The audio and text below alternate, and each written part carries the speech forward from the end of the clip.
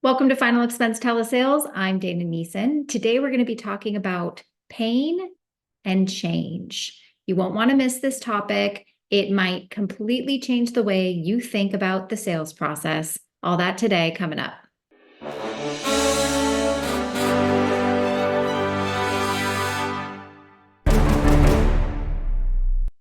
If you are just now finding this channel, again, my name is Dana. I run a telesales team for Tailored Legacy. We sell final expense insurance over the phone with one carrier. My job is to help you have stronger, more sophisticated sales conversations. Okay, in all of my one-on-one coaching calls today, the theme was pain. And I'm going to start by reading a quote. I actually uploaded a short this morning. You may not have seen it yet. That's okay. Here's the quote. You will remain the same until the pain of remaining the same is greater than the pain of change. Okay, it's kind of a tongue twister. I'm going to say that again. You will remain the same until the pain of remaining the same is greater than the pain of change. Okay, now before we talk about this on a sales method, let's just talk about it in life. Right? We know that human beings hate change more than anything else in the world. It's just a fact. We hate to change. But what are we doing in sales? We are asking someone to change. So what we're asking someone to do is literally the thing that people hate to do the most. So how do we motivate someone to change their situation? There has to be enough pain there for that to overpower their fear of making a change. So let's think about this in another way. When do most people start to make life-altering changes? When do most people start to exercise, change their diet, start to pay more attention to their fitness, what they're putting in their body, how they're moving their body? All of a sudden, that happens when a major health scare occurs. Right? You typically see a heart attack, a stroke, maybe diabetes, maybe kidney failure. There's all sorts of things that happen. I don't even know if nowadays if high blood pressure or high cholesterol is enough fear to make people change, because we've just normalized pharma and medicine to cover up the cause of the high blood pressure and the high cholesterol. Just take a pill, you'll be okay. Just keep on with your bad habits, because even though that's artificially covering it, the lifestyle, the problems are still there. And that is a whole other topic. All we're talking about now is when someone starts getting symptoms of bigger problems, which in this case, the analogy I'm using is health. If your symptom is just high blood pressure, high cholesterol, which I feel like everybody has now, right? We've just normalized it. Here's lisinopril. That'll help with your blood pressure. Here's a statin. This will lower your cholesterol. Like, it's just Band-Aids. When that escalates and we now have a stroke, we now have a heart attack, we now have all these other major scares, or we have an aneurysm, that is typically the life-altering event that the pain is big enough to cause us to now finally make changes. We're going to change our diet. We're going to change our exercise. We're not going to sit on our butt all day anymore, because we know that if we want to expand our life, we have to make changes outside of medicine and outside of what we're putting in our body and the inactivity that we're doing. The same exact thing and the same principle goes for your sales process. If the pain of not having a policy is not bigger than the fear of getting one.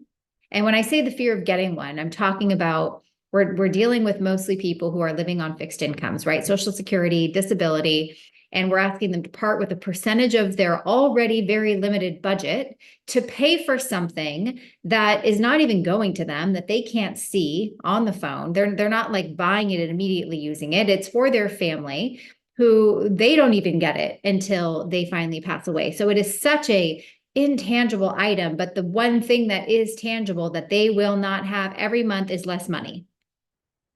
Okay. And we're asking them to part with their money.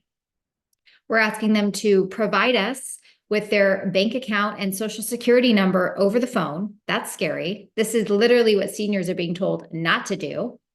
And we're asking them to change their situation, right? From where they are, which is not having the coverage and having the extra money, to where they want to be, which is having that protection for their family. But the impact of putting that in place, how is that affecting me? What type of pain is that causing me if I change my situation? Well, now I don't have enough money to do this, this, and this. And am I getting scammed? And now we're going to pick and poke and prod at all of the holes that we can find to justify why we can't get this policy, right? And those holes that we're going to pick apart and find are because we need to create fear to not make a change, right? Well, I can't give you my social, or I can't give you my banking information. The whole reason you're getting those objections in the first place is because in the first part of your call, you did not uncover enough pain. The pain of not having the policy, the pain of what their family will have to go through without the protection in place, that was not bigger than the pain of changing. So when you sit and reflect on your calls, and hopefully you're listening to them, because you as an agent, you also have to change, right? What actions are you taking to improve yourself? Or are you just buying leads and hoping that you're going to get different results, but doing the same thing as you did yesterday? Like, that doesn't make sense. Are you actually listening to your calls? Are you reflecting back and saying, there's definitely something that I did, I didn't do, or I caused that triggered this person to not want to make a change? When you get objections, it's your fault. It's your fault. It's not your customer's fault. They didn't wake up in the morning and say, hey, when I get on the phone with the salesperson today, this is the objection I'm going to give them. That doesn't happen. What happened is during the sales call, you had a script, you asked a question, you got an answer. You asked a question, you got an answer. You asked a question, you got an answer. You followed a script, and that did not result in a sale. So when you get the objection, that's why you think, how do I overcome the spouse objection? How do I overcome the I want to think about it objection? How do I overcome the banking objection? You guys, these objections are just a result of not having enough pain in the beginning to want to change their situation. These are all fake things. They just don't want it, right? And if they do, and overcoming that objection will save the sale, then you also have to be skilled at that as well. And I'll give you an example of something that happened today. So I was listening to a sales call with one of my agents, and at the end, she got the I want to talk to my son objection. Okay, they've been on the phone for almost an hour, and the agent at first was doing a decent job saying, look, you've been looking at this for a long time. You haven't done anything yet. And now you want to continue to think about it or talk to your son. And what if something happens to you and then you don't have anything in place, right? So started off okay, trying to get the client back into the pain of what happens if I do nothing. But then we quickly got lost and sidetracked going into trying to fill out the rest of the application and then asking for the banking information, getting resistance again. Okay, well, and then instead of, again, going back to the pain, which is the harder route to go, I know it's the harder route to go. It's not unbeknownst to me that this route is harder, but that's what makes great salespeople, are doing hard things and being comfortable there. So instead, we were trying to justify, right? Justify and push. That's like the status quo for most sales agents. Justify, push. Well, we're an A-rated company. We've been doing this for 60 years. You don't have anything to worry about. I can just conference Lincoln Heritage on the phone and you can just give the information to them. And all that was met with more resistance. When we try to push, our customers pull away. Okay, so I'm listening to this call. I'm literally at the very end. So I'm trying to text the agent how to help, how to fix this and how to save it. And so as I'm listening, I'm texting her, and here's what I wrote. Ask this question in a soft, slow, and curious tone. Hey, can I just ask, between you and me, and off the record, I got that from Jeremy Miner, by the way. So, hey, between you and me and off the record, what's really holding you back from putting this protection in place for your boys? Okay, so the agent asked that. We stopped pushing and justifying. She just asked that question. Changed the whole dimension of the call. The woman says, I just don't know if I can afford it. Okay, so now I want you to think about this for a second, because this isn't the answer, right? Where you're not going to just hear, oh, it's just that's it. That's the price. So okay, well, let's just lower the price and move forward again. You're still going to be met with sales resistance. You're still going to be met with objections unless you continue to go deeper and peel those layers and be comfortable doing that you can't stop there. Okay, so I'm still texting her. So we give the solution in the form of a question. Okay, we give the solution in the form of a question. So I'm not just saying, well, let's just lower the coverage amount and lower the price, and that solves all your problems, right? No. Here's what I wrote. So I guess then what's stopping you from putting something smaller in place that is affordable for you now? Okay, question. Let the customer answer. Here's what happened. Here's what went wrong here. The agent kept talking. She asked the open-ended question and then kept talking. I literally have 5 text messages in a row at this point. Stop talking, stop talking, stop talking. Let her answer and be quiet. So as she saw it, she had to circle all the way back around and ask that question again, and then was quiet. So I guess what's stopping you then from putting something smaller in place that is affordable for you now? So when she asked the question and she wasn't the one that told her to put something smaller in place, now the customer is forced to come up with another excuse, right? Another reason, or in this case, the real objection. Now, all of a sudden, now we find out a year ago, she gave her banking information to a different company for a different reason, and it ended up being a disaster, and they charged more money, and it took forever for her to get it back, and it was just this big headache, and now she is just afraid of being in that situation again. So I'm listening to the customer talk, and I'm texting the agent, and I'm saying, this has nothing to do with the sun. This has nothing to do with the price. This is fear. You're in a fear-based objection right now, and you need to keep asking questions, okay? Do not justify that your company is the best and it's secure and nothing's going to happen. That's not going to work, because the more you justify, you're the salesperson, again, the more they're just going to keep pulling away. So here's what I told her to say next. So first we recap. I told her to say, so what I'm hearing is that you have a fear of what will happen to your bank account if you provide that information to me. Is that correct? The customer says, yes, that is correct. Okay. And I'm just going to keep reading what I told her to say. She's saying it. So I guess, have you ever had a bad relationship in the past? Have you ever had a relationship that didn't work out? She says, yes. Okay. Well, have you ever had relationships that did work out, that didn't turn out to be the same way as your previous relationships? Yes. Okay. So when we have bad relationships in the past, does that mean that every relationship in the future will end the same way? Okay. And then I just don't say anything else. The customer's like, well, no, but, right? The no, but situation. But we're getting closer. We're starting to get closer. She's starting to think about the way that she makes decisions. So here's what I told her to say next. So I guess what's riskier at this point? Is it riskier to give me your bank account information and put this protection in place for your boys that you said you wanted them to have?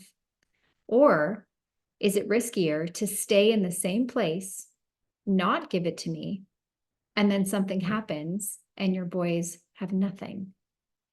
What's riskier? And we were so close to being there for her to say, you're right. Let's just do it at a more affordable plan and a more affordable price. And wouldn't you know, the son gets in the car. Who are you on the phone with? and pattern interrupts the whole thing, and the call blows up, and it did not end in a sale. So of course the agent's upset, but I'm like, look, the point of what I was trying to teach you is not necessarily to get the sale. Yes, we want to get the sale. Would have been great to get the sale. That's the ultimate goal. But what I'm trying to teach you, what I'm trying to teach everyone, is that we have to change our way of thinking, that it's not going to work if we just try to justify and push someone towards something they are uncomfortable doing. We have to help them come up to their own conclusions by asking questions. So we are asking, we're giving information in the form of a question and leading them to give us the answers we already know they're going to give us, right? We already know what the answer is, but we're asking it so that we're forcing them to give us the answer. And that is how you should be handling objections when you get at the end, if it is an objection you can overcome, which in this case, it was. But if we go back to the beginning and we think about why the heck do we even do discovery, it is because we need to try to identify the pain, right? In the absence of pain, there's no change. I had someone in coaching today that she's like, I have all these people that are interested, right? I call them, they acknowledge the inquiry, they say they're interested, and then I get to the end and they want to think about it, or they don't want to move forward, or they have some excuse why they can't do it today. And I'm, well, reflect back on your calls. How big was the pain? I'm interested in going to the gym to do some weightlifting so I could tone my body and, not be flabby in areas where I don't want to be flabby. But is my pain big enough for me to want to go there and do it? Or am I okay with my normal routine of, just walking 10,000 steps a day when I can and doing some light lifting when I can make time for it? I don't make time to do the heavy lifting and the stuff, the vanity stuff that I know I want to do, because the pain isn't big enough for me to want to make a change. I'm interested in doing it. I want to do it, but I want to do this more. I want to sit here and make videos more than I want to be in the gym right now, right? Because I want to work on my business, and teaching is more important to me than weightlifting. And we have to make choices based on where we see either more perceived value or where we see more pain. Okay. So when you're in discovery, you're trying to identify pain. Where have they been? How long have they been looking? What have they found? What's prevented them from putting something in place? Have they ever had insurance before? Right? Like, what has caused them to not move forward? What expenses do they need to take care of? What happens if they don't put something in place? Trying to identify the pain with surface level questions, getting the answers, and then going deeper, right? The unscripted questions that I've been talking about on so many videos now are the ones you got to recognize and keep asking questions to uncover even more pain. The greater the pain, the higher the urgency they'll have to solve that problem and not be in pain. We don't like pain just as much as we don't like change. So the more pain there is, the better chances you'll have that they're going to want to solve that problem by getting a policy and everything that we have that comes with it. So in the absence of pain, don't be surprised when you get objections, because it's not big enough to make a change. That is what I want to say about that today. Let me know your thoughts in the comments. If you enjoyed this video, please give it a like. What are your thoughts on the pain situation? What about you? What in your life have you done that you were in enough pain where it finally motivated you to make a change? Let me know, and I will see you guys next time.